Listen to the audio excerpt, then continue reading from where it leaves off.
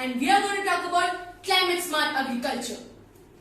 Agriculture is the most helpful, most useful and most noble employment of man. Farmers are backbone of a society. Civilization began with agriculture. When ancestors began to settle and grew their own food, human society was changed forever. Not did only village, towns and cities began to develop, but did so knowledge, arts and technology science. The global population in the year 2050 is expected to be 9 billion and the agricultural demand is expected to be double. How can we going to deal with food shortages in the future with less land to work, unfertile soil and lack of water? It is easier to build strong children than to repair broken. So awareness should be started from the school. School should encourage farming activities so that children have a great awareness about weather and mother nature. Farming teaches kids responsibility, how to care for animals, life skills, life cycle, how to have a great appreciation for food. Farming teaches kids that hard work results in sweet rewards. This is a model of a rainwater harvesting in school. Please pour the water. The water is collected in the terrace and it is sent to a small tank placed beside it. This tank collects the water and this water can be used for watering the plants and if purified can even be used for drinking. From school, it definitely goes to home. House farming is a situation where vegetation is turned by an individual in the house or near the house. It's the basic and grassroots level for production for one's own needs. In the case of house farming, it provides a good source of food for the family. And the family knows what source they are putting in their mouth and are relaxed and comfortable because they know the quality of the food, they know the safetiness of the food as it is not contaminated by harmful chemicals.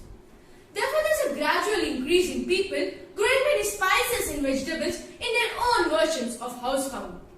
Here is an example of a green bin. Changes takes place only when we do it, not just rather moving away from it.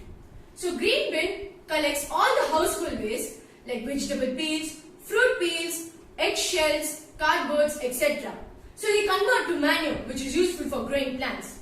And the water that is coming from the green bin is an organic replacement for pesticides. So we need to preserve our traditional farming techniques and practices which helps us to maintain our biodiversity, food security and protect nation's natural resources. So we need to combine traditional farming techniques with modern technology together, especially without the use of chemicals. Here are some methods. What is the most common and famous method which is known as terrace farming? Terrace farming is a farming done in the hilly regions and mountain areas where a cultivation is a bit difficult. Here steps are being made, so it's also called as step farming.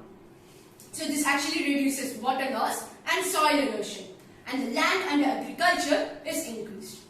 Next is mixed cropping or intercropping, where two or more crops are grown in rows. This actually reduces tension of one crop failure and brings maximum output from land. It also enhances our biodiversity. Next is planting cover crops. Cover crops like clover, harrywitch or some examples of leguminous plants. These plants are grown during the off seasons where land is usually left bare. So these plants actually enhances the natural fertility of the soil, prevent soil erosion and reduce the use of herbicides and pesticides and minimize the growth of weeds. So these plants actually should be cut before the seedling or flowering because we just want greenery. We don't want the plant to waste their energy in flowering and seedling. So the cut off plants can actually be tilled in the soil which actually gives a food for the microorganisms in the soil which provide many plant nutrients back to the soil.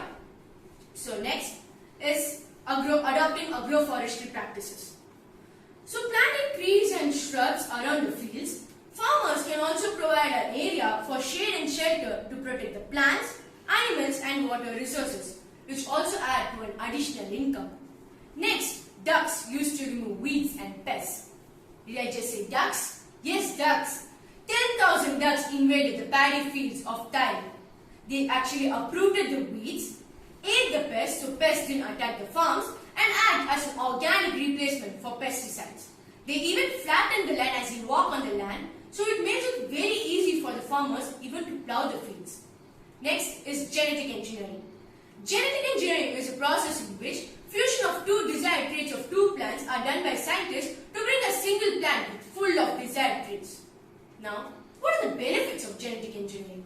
1. It brings nutritious food. 2. It brings tastier food. 3. It brings disease and drought resistant plants. 4. It brings faster growing foods.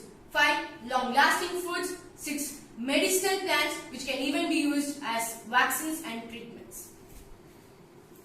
Sustainable agriculture is the way of future. Food security is one of the greatest challenges that the world will be facing in the first half of 21st century.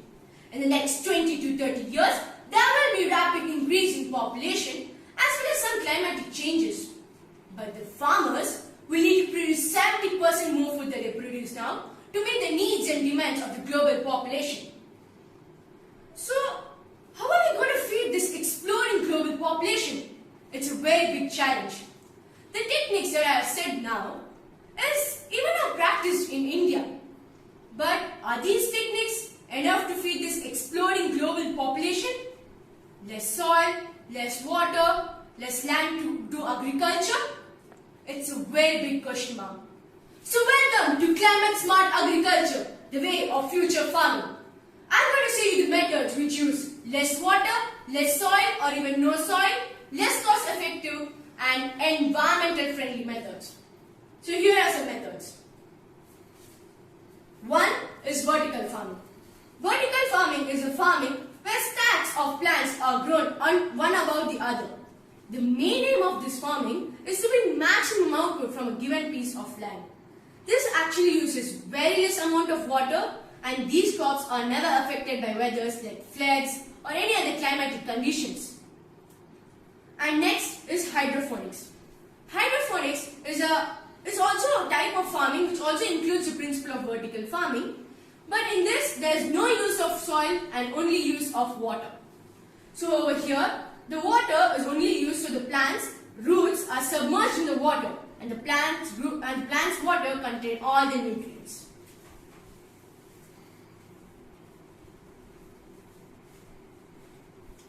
Here you can see only the roots are being grown, there is no soil and it is immersed in water full of nutrients.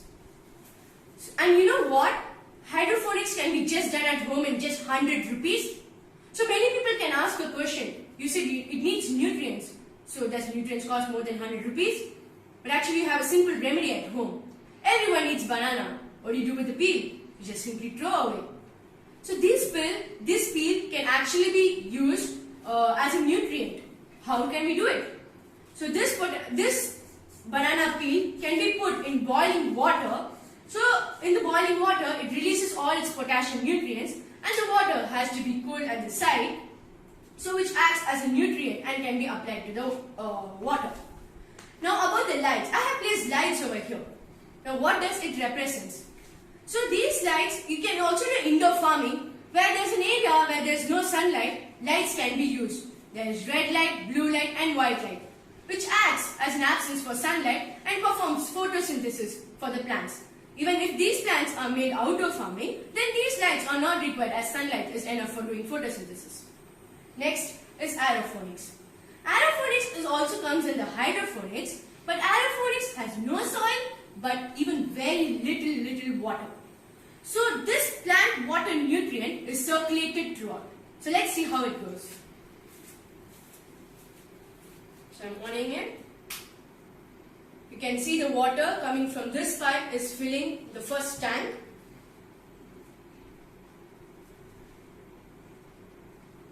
And now it is filling the second tank. It keeps on circulating this water and it's full of nutrition. And now it has reached the third. So like this, it keeps on circulating. Now many people can ask the question that these techniques what we use, the nutrition of the plant is reduced. But actually to say, the nutrition of the plant increases than normal farming. So next I'll go to plant scrapers. Plant scrapers provide food to all the occupants in the building. They also call as vertical house farmings or they also call as world farming building. So, what's the main aim of this? The main aim of plant scrapers is to bring 550 tons of vegetables every year. The future farming is one, and it will feed for tomorrow's hunger. If you have any doubts regarding our project, you can chat us or even have a video call with us. If you like our project, please vote for our project. Thank you.